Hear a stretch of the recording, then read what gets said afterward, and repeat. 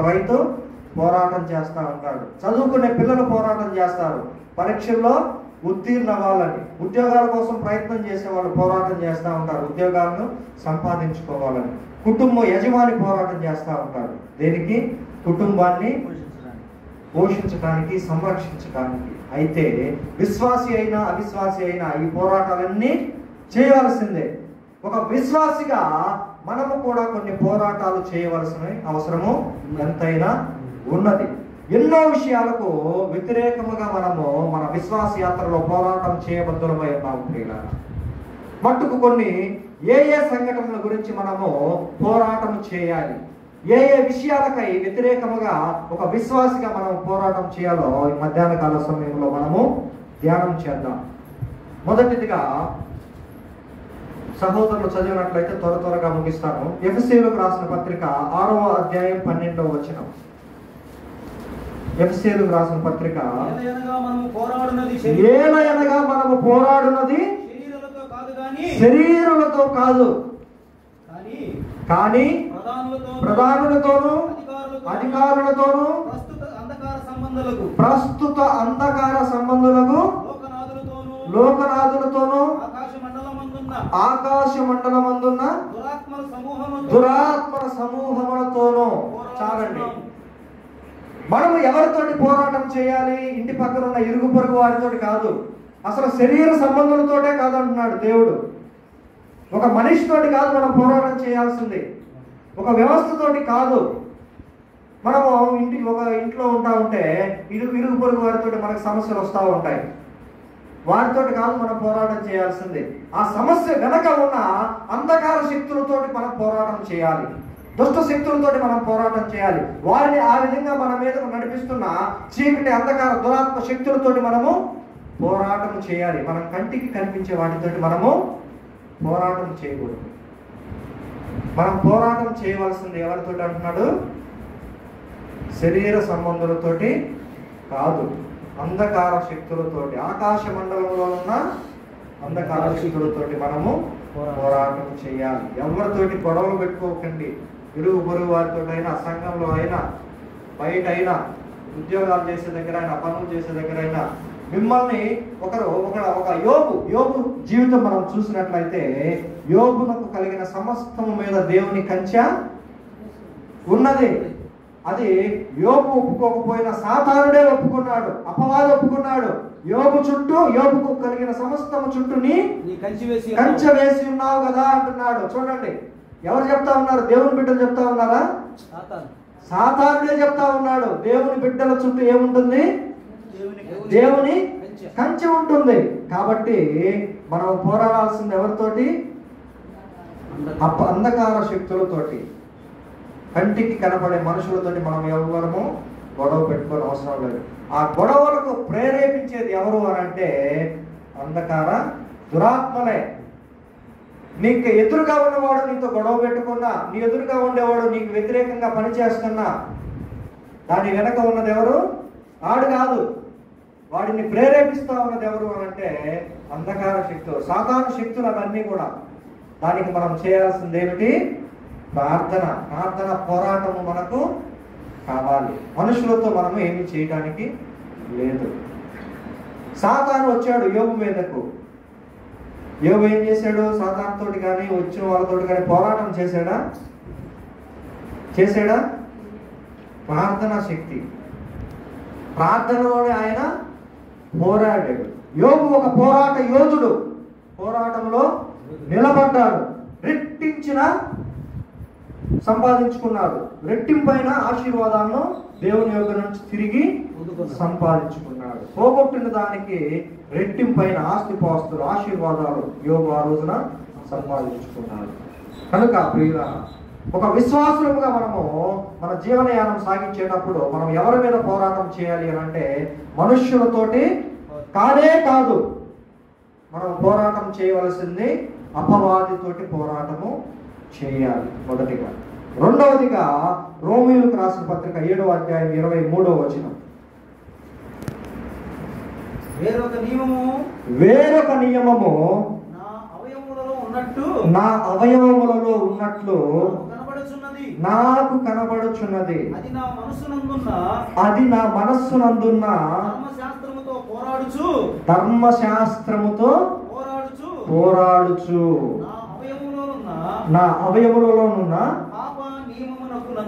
పాప నియమమునకు నన్ను చెరపట్టి లోబరుచుచున్నది. చూడండి పిల్లలు, వేరొక నియమము ఎక్కడ ఉన్నది?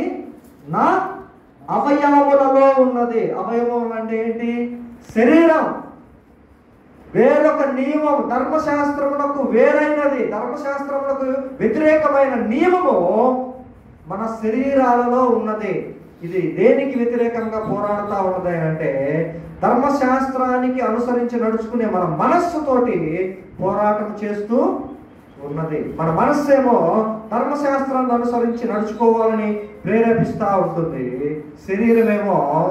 శరీరంలో ఒక హేతు ఉన్నది, దానికి వ్యతిరేకముగా, ధర్మశాస్త్రానికి వ్యతిరేకంగా నిన్ను నడిపించేలాగా నీ యొక్క శరీరం నిన్ను ప్రేరేపిస్తూ ఉంటుంది. మత్తయి సువార్తలో రాయబడి ఉంది, నీ కన్ను నిన్ను అభ్యంతరపరిస్తే కన్నుని పెరికివేయమని ఉంటుంది. అంటే నీ శరీరము నీ మనస్సుకు వ్యతిరేకముగా పోరాటం చేస్తూ ఉంటుంది.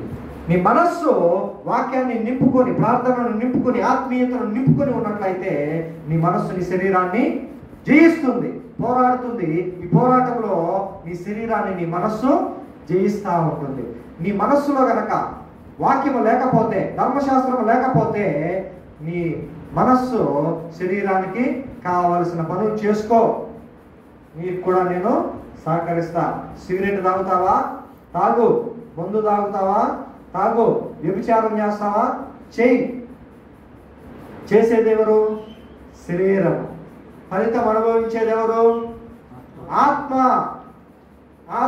ఈ శరీరంలో ఉన్న ఈ యొక్క ఈ వ్యతిరేకత ఏదైతే ఉందో దానితోటి ఆత్మ పోరాటం చేయాలి. అలా పోరాటం చేసి గెలవలేకపోతే శరీరము ఇక్కడే మొన్నైనది వెనకటి వలనే మరలా మన్నవును. ఆత్మ దాన్ని దయచేసిన దేవుని యొద్దకు చేరునని రాసిన రీతిగా ఆత్మ దేవుని యొద్దకు చేరదు. ఈ శరీరము ఇష్టానుసారంగా ఇష్టం వచ్చిన పనులు విచ్చలవిడిగా చేసినట్లయితే, ఇష్టం వచ్చినట్లు అబద్ధాలు, ఇష్టం వచ్చినట్లు గొడవలు, కొట్లాట్లు, ఆ ఇంటి మాటలు ఈ ఇంటికి, ఇంటి మాటలు ఆ ఇంటికి, ఈ విధంగా ఉన్నట్లయితే శరీరము మొన్నైనది మొన్నే అయింది. ఆత్మ మాత్రము ఒకసారి చెప్పాను అనుకుంటాను, నరకంలోనికి వెళ్తుంది. ఎట్లా ఉంటుంది నరకంలో? గుర్తుందా?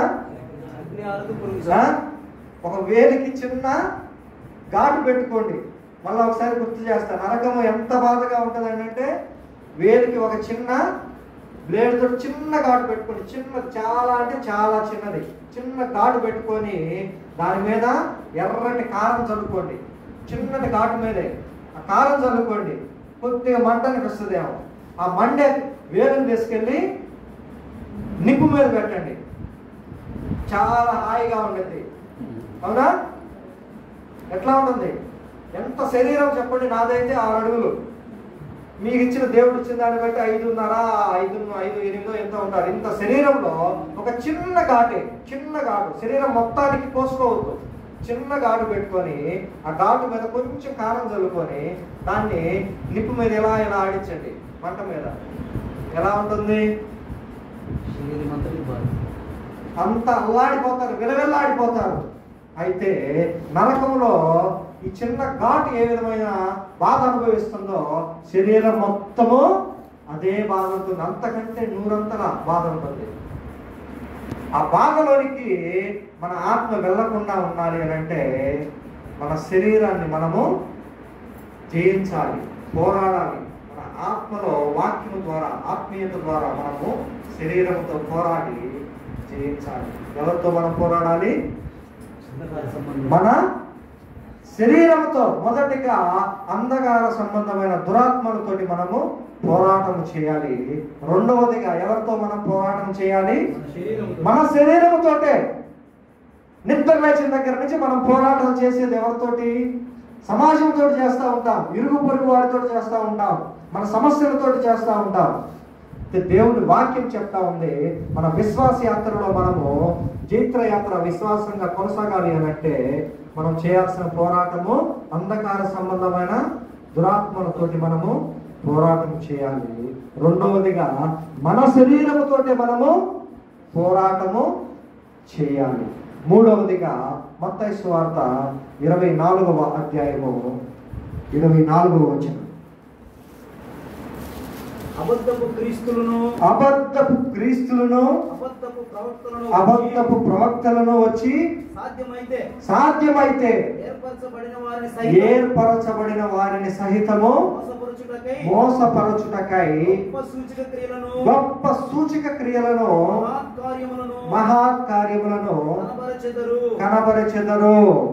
సమాజంలోనికి ఎవరు వస్తా ఉన్నారు అని అంటే ఇప్పుడు అబద్ధపు క్రీస్తు రాబోతా ఉన్నాడు, అబద్ధపు ప్రవక్తలు రాబోతా ఉన్నారు. వీళ్ళు ఏం చెప్తారు అని అంటే, ఒక వికలాంగురాలు వస్తూ ఉంది, మన మధ్యకు నడుచుకుంటూ వస్తుంది, దేవుని ఆత్మ దిగరాబోతా ఉంది, దేవుని ఆత్మ తాకబోతా ఉంది. తాకిన వెంటనే ఆమె చక్కగా నడుచుకుంటూ వెళ్తా ఉంది.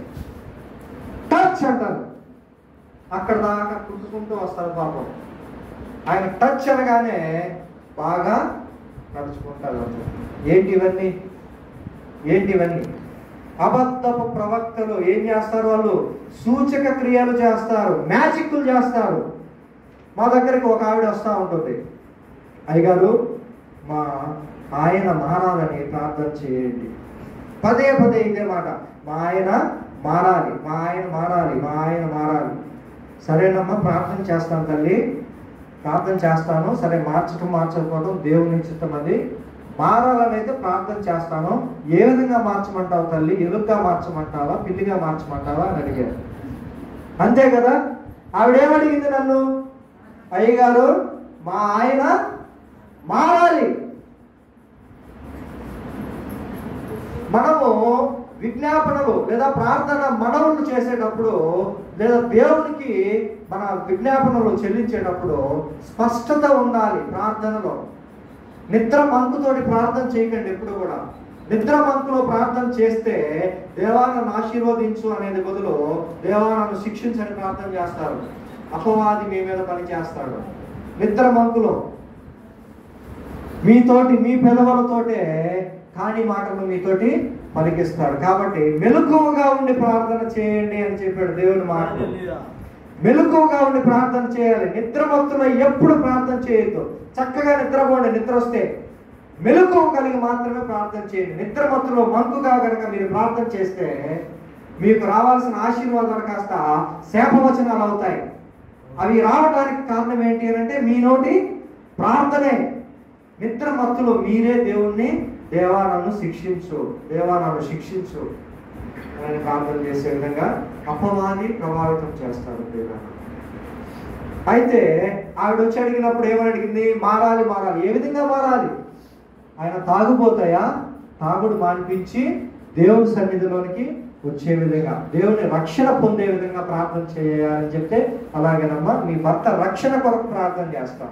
మీరు కూడా గుర్తుంచుకోండి, ఎక్కడికైనా వెళ్ళి ప్రార్థన అడిగేటప్పుడు మా ఆయన మారాలి, మా ఇంట్లో వాళ్ళు మారాలి అని చేస్తే, ఒక పిల్లిగానో ఎలుగుగానో మారాలని ప్రార్థన చేశారనుకోండి, అది కాదు కదా. అలా మార్చడం కూడా అవతలేండి. అవన్నీ మ్యాజిక్లు. ఆ మ్యాజిక్లు చేయడానికి వస్తా ఉన్నారు. ఎవరు వాళ్ళు? అబద్ధపు క్రీస్తులు, అబద్ధపు ప్రవక్తలు. వీరంతా ఏం చేస్తారు అనంటే సంఘాలను గలిబిలి చేస్తూ ఉంటారు. ఒక సువార్తికునిగా, ఒక సేవకునిగా వారి యొక్క పని ఏమిటి అనంటే, ఎవరికైతే రక్షణ లేదో వారికి రక్షణ సువార్తను ప్రకటించాలి. ప్రభు అయిన యేసుక్రీస్తు వారు మన పాపాల నిమిత్తము చనిపోయాడు, సమాధి చేయబడ్డాడు, తిరిగి పునరుద్ధారుడై లేచాడు. ఆయన నమ్మినట్లయితే నీకు నాకు పరలోక, లేదంటే నిత్య నరకం. ఇది సువార్త. ఈ సువార్త కాదు చెప్పచ్చు. ఈ సువార్త చెప్పట్లా. మా దగ్గరకు వస్తే చెవిటి వారికి వినికిడి వస్తుంది, మా దగ్గరకు వస్తే చూపు లేని వారికి చూపు వస్తుంది, మా దగ్గరకు వస్తే అప్పుల బాధలు తీరిపోతాయి. ఇవి కాదమ్మా, ఇవన్నీ మ్యాజిక్లు, ఇవన్నీ అబద్ధపు క్రీస్తులు చేసే సూచక, తప్పుడు సూచక క్రియలు. ఇవి నిజమైనవి కావు. కాబట్టి వీటి వైపు మనము వెళ్ళకుండా వాక్యాన్ని గట్టిగా పట్టుకొని, నిజమైన వాక్యం ఏదైతే ఉందో ఆ వాక్యాన్ని గట్టిగా పట్టుకొని అబద్ధపు క్రీస్తుకు, అబద్ధపు ప్రవక్తలకు ఎదురుగా మనము పోరాటము చేయాలి. ఎవరికి వ్యతిరేకంగా పోరాటం చేయాలి? 3 చెప్పాను, ఇప్పటికి చెప్పాలి. అపవాదికి 2, మన శరీరముతో 3, అబద్ధపు ప్రవక్తలకు వ్యతిరేకంగా మనము పోరాటము చేయాలి. 4వదిగా ఇంకొక పోరాటం కూడా మనం చేయాలి ప్రియులారా. 1 తెస్సలోనికీయులకు రాసిన పత్రిక 2వ అధ్యాయము 2వ వచనం.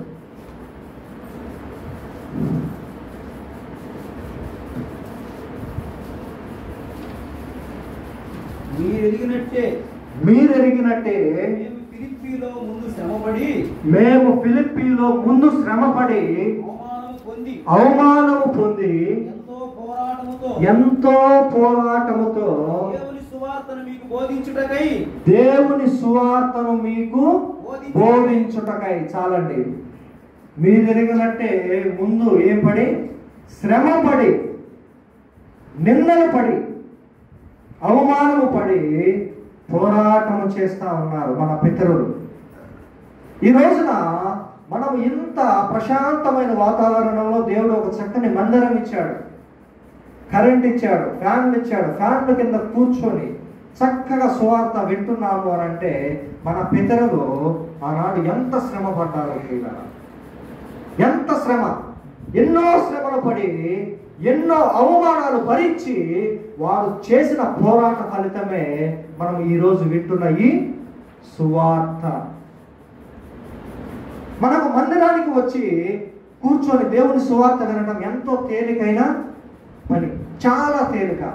మనము కాస్త బద్దకిచ్చి పాలు మాలికి పడుకుంటారు. కొంచెం ఓపిక చేసుకొని వచ్చి కూర్చున్నట్లయితే సువార్త మనకు వినిపిస్తూ ఉంటుంది. అది కూడా పూర్తి మనస్సుతోటి, సంపూర్ణ ఏకాగ్రతతో వాక్యం వింటే ఆ వాక్యం మన హృదయ లోతుల్లోకి చొరబడతా ఉంటుంది. చాలా ఈజీ, చాలా సులభం సువార్త మనం ఈ రోజున వినటం. అయితే ఈ సువార్త మన దగ్గరకు రావడానికి మన పితరులు ఏమేమో అనుభవించారు? ఎంతో శ్రమ అనుభవించారు, ఎంతో అవమానాలు అనుభవించారు, ఎన్నో పోరాటాలు చేశారు, కష్టాలు అనుభవించారు. ఈ కష్టాల ఫలితమే మనం ఈ రోజున సువార్త వినగలుగుతూ ఉన్నాము. ఆ సువార్త ఫలితమే మనము పొందుకున్న ఈనాటి మన రక్షణ. అయితే మన పితరులు ఏ విధమైన శ్రమలు పడ్డారో, ఏ విధమైన నిందలు అనుభవించారో, ఏ విధమైన అవమానాలు భరించారో, ఎటువంటి పోరాటం చేసి మంచి పోరాట యోధులుగా నిలబడ్డారో ఆ విధముగా మనము కూడా చేసినట్లయితే మన ద్వారా కూడా అనేక మందికి ఈ రక్షణ సువార్త వెళ్ళాలి. ఈ రక్షణ సువార్తలను మన చుట్టుపక్కల మనకు మన పరిధిలో ఉన్న ప్రజలందరికీ అందించడంలో మనము కూడా పోరాటము చేయాలి. మంచి పోరాట యోధులుగా మనందరం కూడా నిలబడాలి. ఆ అట్టి పోరాట యోధులుగా మనందరం నిలబడాలి అని అంటే మనకేం అవసరము? ప్రార్థన. బ్రదర్ వివరించారు, ప్రార్థన. అట్టి పోరాటం మనము చేయాలి అనంటే, ఆ పోరాటంలో మనం విజయం సాధించాలి అనంటే మనలో అనుదిన ప్రార్థన ఉండాలి. మన హృదయాలలో, మన మనస్సులో వాక్యము నింపబడాలి. అలా ఉన్నట్లయితే మనము మన పోరాటంలో తప్పకుండా విజయం సాధిస్తాము. మరొక్కసారి జ్ఞాపకము చేసిన ఈ మాటలు ముగిస్తాను. మొదటిగా మనము పోరాటం చేయవలసింది ఎవరితోటి? మనుష్యులతోటి కాదు. మనము పోరాటం చేయవలసినది అంధకార సంబంధ దురాత్మలతో. నీ మీదకు ఎవరు వచ్చినా వారి వెనక ఉన్నది సాతానుగాడే. వాడిని దూరం చేయాలని మనము ప్రార్థన చేయాలి. అంతేగాని మన ఎదురుగా ఉన్న వాడితోటి మన ఎదురుగా ఉండి మనతో పోరాటం చేసేది ఎవరు? మన రక్త సంబంధికులే, మన అన్నదమ్ములే, మన అక్క చెల్లెలే, మన అత్తమామలే. వీళ్ళతోటి మనం పోరాటం చేస్తామా? వీళ్ళని ప్రేరేపిస్తున్నటువంటి వెనక ఉన్న సాతానును దూరం చేయాలని మనము ప్రార్థన చేయాలి. రెండవదిగా మన శరీరములో ఏ అవయవం అయితే దేవుని వాక్యానికి వ్యతిరేకంగా పనిచేస్తా ఉందో దానితోటి మనము పోరాటము చేయాలి. మూడవదిగా అబద్ధపు క్రీస్తులు ఈనాడు సంఘాలలో ప్రార్థనకు లేని వారిని, అసలు సువార్త అంటే తెలియని వారిని, యేసు క్రీస్తు ఎవరో కూడా తెలియని వారికి సువార్త చెప్పేది కష్టమైపోయింది. ఎవరికి? సేవకులకి. ఆ సంఘానికి వెళ్ళేవాడిని ఈ సంఘానికి వచ్చేవాడిని ఆ సంఘానికి తీసుకెళ్లే పనిలో ఉంటున్నారు సేవకులు. చాలా ఘోరమైన పరిస్థితి ఇది. అసలు మందిరానికి దూరంగా ఉన్న వాళ్ళని, సువార్తకు దూరంగా ఉన్న వాళ్ళని మనము మందిరంలోనికి నడిపించాలి. ఖచ్చితమైన దేవుని వాక్యాన్ని బోధించాలి. ఆ బోధనని మనము వినాలి. ఖచ్చితమైన దేవుని వాక్యానుసారంగా మనము నడుచుకోవాలి. అబద్ధపు క్రీస్తుకు, అబద్ధపు ప్రవక్తలకు వ్యతిరేకంగా మనము పోరాటము చేయాలి. చివరిదిగా సువార్తను ప్రకటించే దానికై మనందరం కూడా పోరాడాలి. మంచి పోరాట యోధుల్లాగా మనము పోరాడాలి. అట్టి కృప దేవుడు ఈ యొక్క సంఘానికి, సియోను సంఘానికి అనుగ్రహించును గాక. ఆమేన్. ఆమేన్ అనండి. వద్దా మీకు అట్టి కృప? ప్రార్థన చేద్దాం. తల నుంచి కళ్ళు మూసుకున్నట్లయితే అందరూ కూడా 2 నిమిషాలు ప్రార్థన చేద్దాం. నమ్మదగిన దైవానికి స్తోత్రం. ఇంతవరకు తండ్రి అల్పుడైన నన్ను తండ్రి బలపరిచి మీ యొక్క కృప చొప్పున తండ్రి, మీ యొక్క అమూల్యమైన మాటలు తండ్రి మా అందరికి అందించారు. మీకు స్తోత్రం తండ్రి. మా యొక్క దైనందిన జీవితంలో మేము అనేకమైన విషయాలలో పోరాటం చేస్తా ఉన్నాం. కానీ మా ఆయన అంధకార సంబంధమైన దురాత్మలతోటి మేము పోరాడలేకపోతా ఉన్నాం. మా యొక్క శరీరంతో చేసే పోరాటంలో మేము ఓడిపోయే వారముగా ఉంటున్నాం. అబద్ధపు ప్రవక్తల బోధనలకు తండ్రి మేము పోరాడుతూ నిలవలేకపోతా ఉన్నాం తండ్రి. మా నాయన మీ యొక్క సువార్తను ప్రకటించే విషయంలో మేము వెనుకబడి ఉన్నాం. కృప చూపండి, సహాయం చేయండి. మీ యొక్క శక్తిని మాకు దయచేయండి మా నాయన. మా అందరి చుట్టూ, మా యొక్క సంఘం చుట్టూ మీ యొక్క కాపుదల భద్రత దయచేయండి. మీ యొక్క అపారమైన శక్తిని తండ్రి మాలో నింపండి తండ్రి. ఈ యొక్క పోరాటంలో తండ్రి మాతో కూడా మీరు ఉండి, మీరు సహాయకుడిగా ఉండి తండ్రి మమ్మల్ని బలపరిచి మా నాయన ఈ యొక్క పోరాటంలో బలమైన పోరాట యోధులుగా నిలబడి తండ్రి మీకు మహిమకరంగా, అపవాదికి సిగ్గుకరంగా తండ్రి మేము నిలబడినట్లు కృప చూపుని సహాయం చేయమని మా రక్షకుడును మీ ప్రియకుమారుడైన యేసుక్రీస్తు వారి శ్రేష్టమైన నామమున ప్రార్థించి స్తుతించి అడిగి వేడుకొనుచున్నాము తండ్రి. ఆమేన్. మీ అందరికీ కూడా నా యొక్క హృదయపూర్వక వందనాలు తెలియజేస్తున్నాను. నా గురించి కూడా ప్రార్థన చేయండి. ప్రభు చిత్తమైతే నా యొక్క ఉద్యోగము కొద్దిగా దూర ప్రాంతానికి వెళ్ళవలసి వస్తుంది. అయినా కూడా ఖచ్చితంగా నెలలో 1 వారం దూరం వెళ్ళినా కూడా వస్తాను. 1 వారం అయితే మొదటి ఆదివారం వస్తా ఉన్నాను. ఇంతకు ముందు వరకు మొదటి ఆదివారం కాకుండా 2వ శనివారం వెంబడే వచ్చే ఆదివారం వస్తాను. అర్థమైందా? 2వ శనివారం ప్రక్కనే వచ్చే ఆదివారము ఇక నుంచి నేను ఖచ్చితంగా వస్తాను. నా గురించి కూడా ప్రార్థన చేయండి. మీ యొక్క వ్యక్తిగత ప్రార్థనల్లో జ్ఞాపకం చేసుకోండి. మీ అందరికీ హృదయపూర్వక వందనాలు.